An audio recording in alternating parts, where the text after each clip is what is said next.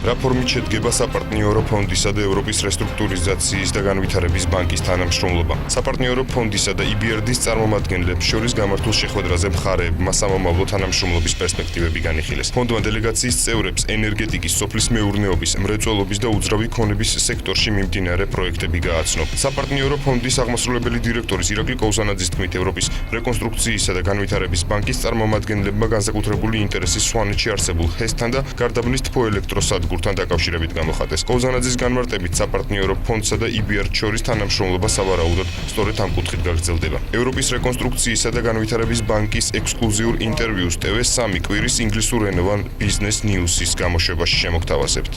ეს არის პირველი შეხვედრა რეალურად საპარტნიორო ფონდში ესეთი მაღალი დონის. ჩვენ განვიხილეთ ყველა ის პროექტი, რომელიც საპარტნიორო ფონდის საფინანსო პორტფელში არის, რომელიც შეიძლება საინტერესო იყოს ევრობანკისათვის. ეს არის პროექტები ენერგოსექტორში, სოფლის მეურნეობაში, გადამამუშავებელ მრეწველობაში და ასე შემდეგ. განვიხილეთ ყველა ის გეგმა, რომელიც ითვალისწინებს ევრობანკის და საპარტნიორო ფონდის მჭიდრო თანამშრომლობას.